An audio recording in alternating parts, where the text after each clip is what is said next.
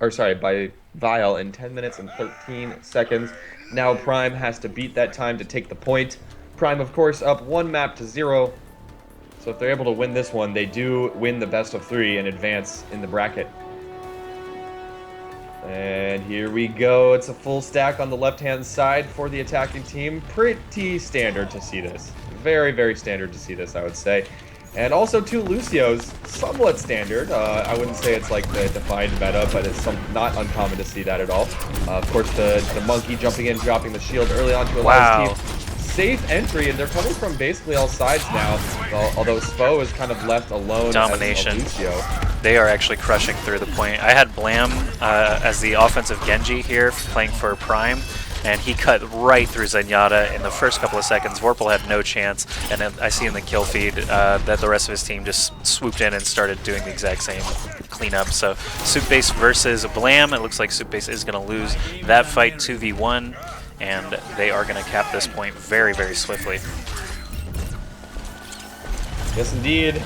Much, much quicker than Vile was able to capture that first point. So already a great start for Prime, who is currently up 1-0 in the best of 3. Really, really solid start here. All right, I'm watching at JKW, the Winston, just sitting on the payload now. Perhaps I'll switch over to... Oh, no, he is actually going to leap up and take part in the fight here.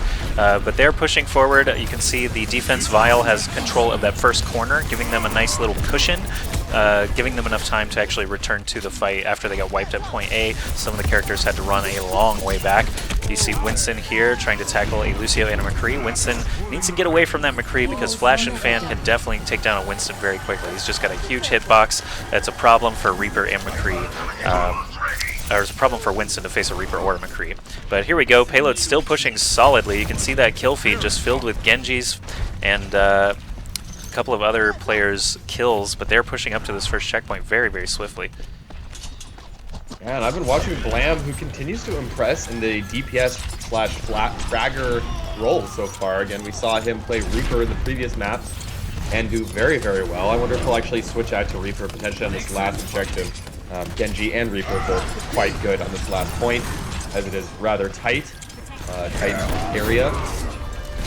Earthshatter came down, but it looks like it kind of whiffed. Now Genji's sword is out for Blam, and he's chopping up that Reinhardt, trying to take him out so they can move forward once again. But Emong showing up on McCree with a nice flash and fan. They do actually have the checkpoint now, so they have that close spawn. If they had just stopped them just a few feet short of that checkpoint, things would be entirely different. Now they have this very close spawn. If they stopped them just before the checkpoint, it would have been all the way from that point A capture that they would have to run up the road constantly, and that's something that we saw in the last game where Vile almost didn't take this checkpoint, and then they only had a limited time to push on the last S-curve, but now tons of time available. They actually have 7 minutes and 22 seconds. They actually have less time in-game than they have because of overtime, the way overtime works. Vile won their map in overtime, so there's a few seconds left on the clock. If it happens to go to overtime again, they could still win if they're able to do it just a few seconds faster. Yeah, so this map was entirely in the favor of the attacking team, finally hitting a little bit of a roadblock here as they do move into the final furnace/industrial building area. And it does look like they're continuing to get shut down, more or less. I mean, still quite a few of them alive and pushing as a team here, but it does still look like Vile, all they need to do is turn around and kill this Winston to continue to have the advantage, but no, Winston does continue to survive, and Megachu does drop his ult, getting 1 kill, of course, on the DPS character Soup-Base. So now less DPS for the defending team, and Prime continuing onwards. Nice use of the Zarya shields to keep the team alive, and Chance must be fully charged, but does go down as soon as his Zenyatta is able to get fully charged, and Ferg is the only one left keeping this point alive and not moving. So now the point will begin again, and the defending team is down and out one of their Lucios for the next 10 seconds here. So so kind of looking a little bit shaky, and Soup-Base, I think he's too aggressive as this Genji. I kind of praised him on defense as being the guy that pushed the when he was attacking, as the guy pushing the defense out of position, but he's been too aggressive, and he just keeps going down basically for free, and his team is suffering a little bit from it. So the sound barrier has been cast Michael 3D jumping onto the point. A nice Zarya ult does collect most of the attacking team, but it's kind of still a scrappy fight here on the objectives.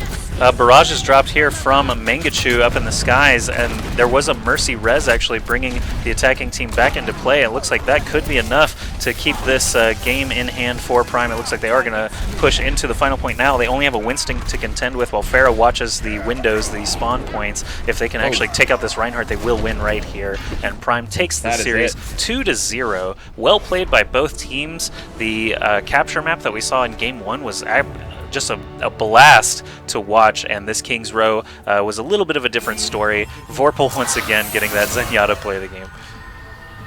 That is a badass pose though, holy crap. And here's the Harmony. Maybe? No? Just damage, huh? There you go. I do want to say, I personally thought Vile would have an advantage here. I do want to say, though, that they have not played together for very long. They haven't really... this might be the first time this exact lineup has played together. So I would expect them to continue to improve as a team. You know, at times they just looked slightly out of whack as a team, like they maybe weren't communicating as well as they could have been.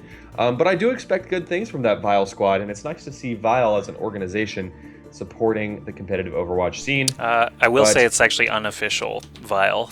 Oh, okay. Yeah, Chance was a player on Vile back in those days, and I asked him about it specifically. I was like, whoa, Vile's back, I loved you guys. I remember casting all your games, and he's like, no, it's just me and friends.